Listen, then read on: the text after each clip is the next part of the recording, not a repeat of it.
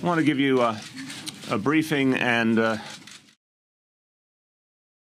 People on Twitter could not stop talking about last night's press conference in New York about Ebola. However, they seem to be tweeting more about the sign language interpreter than the actual meeting. They were saying that he was a fake. I guess I could have been offended, but I know they're just naive. They're about the process, so I'm fine with it. Jonathan Lamberton is licensed by the Registry of Interpreters for the Deaf as a certified deaf interpreter.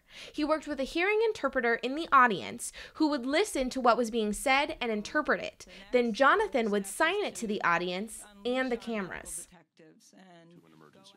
Some people saw the two of us signing and they thought we were just hanging out, having our own conversation, talking back and forth.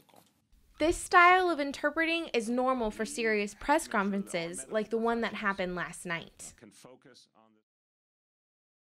With all other languages, you'll usually see the interpreter as translating into their own native language. They're translating from their second language into their first language. That's how it's with everyone. However, ASL is the exception. Most interpreters are translating their first language into their second language. That's why deaf interpreters can be a big benefit.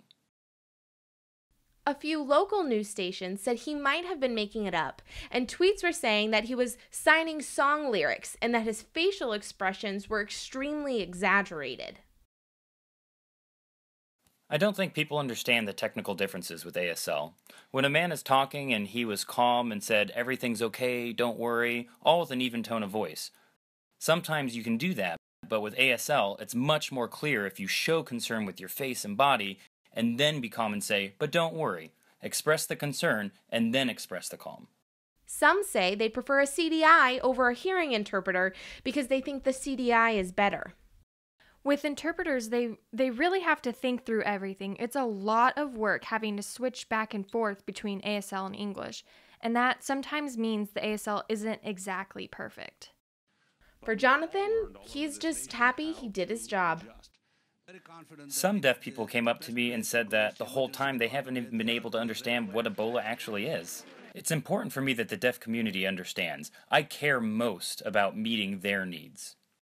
When the ADA says that you have access to interpreters, it should be required that you also get a CDI.